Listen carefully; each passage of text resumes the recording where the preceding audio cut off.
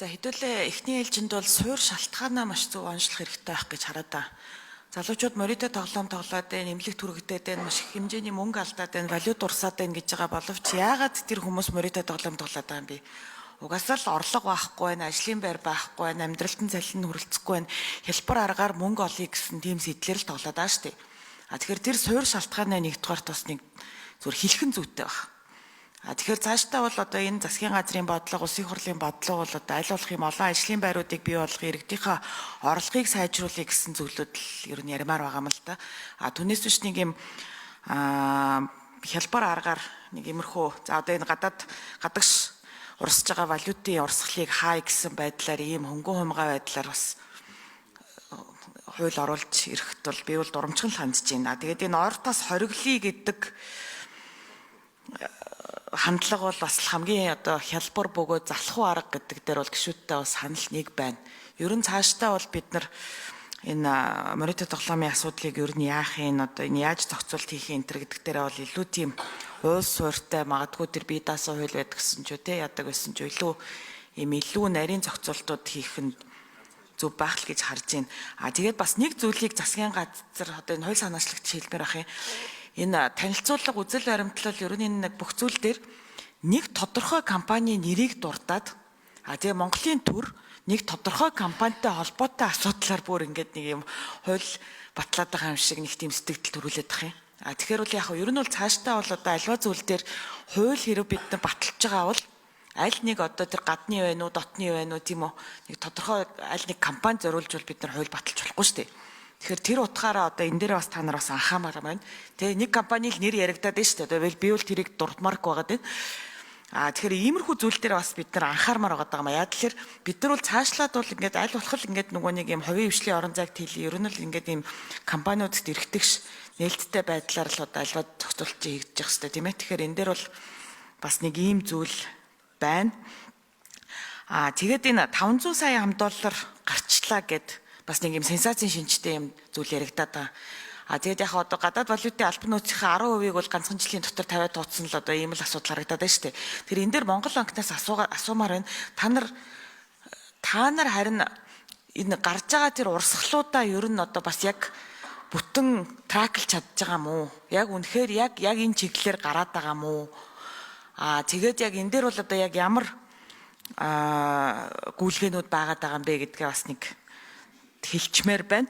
Тэгээд төгсгөлд нь тэр мөрдөн шалгах байгууллагад ер нь цагдаагийн байгууллагад энэ иргэдийн дансыг шалгах эрхийг олгохыг за 1 минут жаргалан гишүүнд өгье.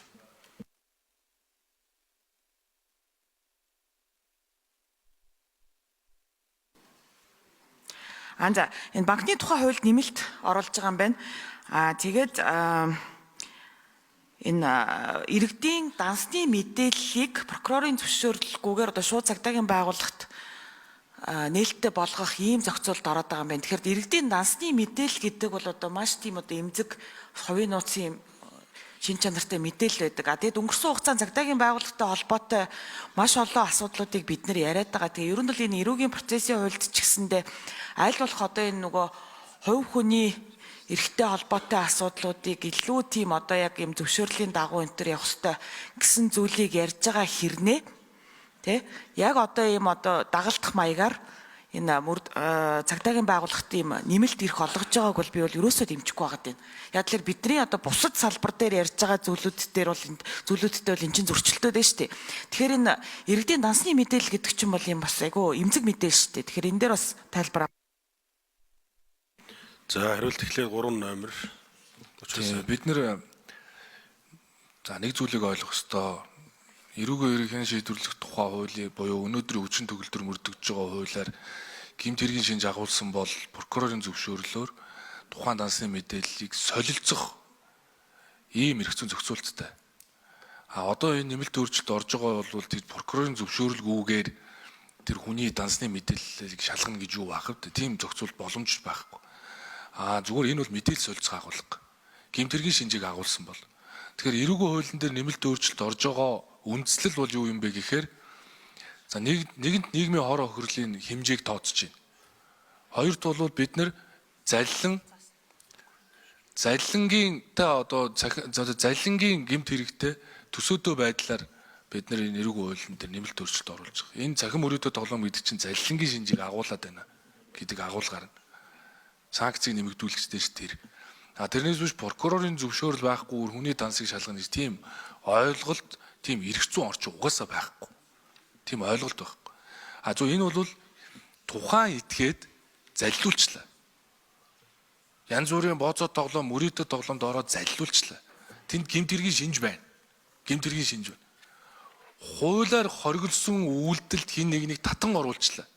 Тэр тохиолдолд төрийн байгууллагууд хоорондоо мэдээлэл солилцож тэр хохирцсон байгаа хуулиар хориглогдсон үйл ажиллагаанд татагдан оролцоод мөнгө төгрөгөө алдсан байгаа тэр иргэний мөнгийг хурдан хугацаанд зарцаах гадагшаа гараад явахаас өмнө хязгаарлалт хийх боломжийг төрийн байгууллагуудын хооронд олгож иж засгийн газар энэ дээр арга хэмжээ авна шүү дээ. Тэгэхээр энэ бол бидний асуудал биш. Энэ бол одоо бараг тэр хүнээс болоод ийм үйлдэл болцсон юм а гэж хэлэхэд өнөөдрийн эрх зүйн орчин бол зөв байж болох ч хуулиар хориглогдсон тохиолдолд бол ийм үйл ажиллагаа байхгүй шүү. Тэр 110 агент тэгж дураараа авирлахгүй. Яагаад нэг байгууллагыг дурдаад байна гэхээр дурдахаас өөр арга байхгүй шүү. 500 сая долларыг гаргацсан байгууллага чинь нэг л тэр алдартай байгууллага ч юм уу шүү. Тэрний чинь тэр аппликейшн руу хүмүүсийг уруу татаад оролцуулаад дансаа хэрэглүүлээд сүлжээгээ ашиглуулаад хаягаа ашиглуулаад дугаараа ашиглуулад байгаа 110 агент чи ил тод байгаа шүү дээ. 110 агент чинь дундаас нь 2-5% шимтгэл аваад яваад байгаа. Тэр энийг зүгээр хараад сууна гэж бол байхгүй. Зүгээр хараад сууна гэж бол байхгүй шүү. Үйл ажиллагаа болгоныг нь хоригдсон тохиолдолд дараа нь харин бид нэр хуулийн байгууллагч тэр Монгол банкигч тэр харилцаа холбооны зохицуулах хороогч тэр их хурал дээр та нар асуугаад шаардаад ингэ явах хэрэгтэй. Түрүүн тэр 500 сая долларыг сенсац гэж бол хэлж болохгүй. Жаргалан гишүүн энэ сенсац биш. Мөнгөний бодлогыг барьж байгаа төв банк сенсац ярьдаггүй штэ. Сенсац ярихгүй. Тоон дээр ярьдаг. Энэ бол Монголын арилжааны банкудаар дамжаад гарцсан мөнгө шүү.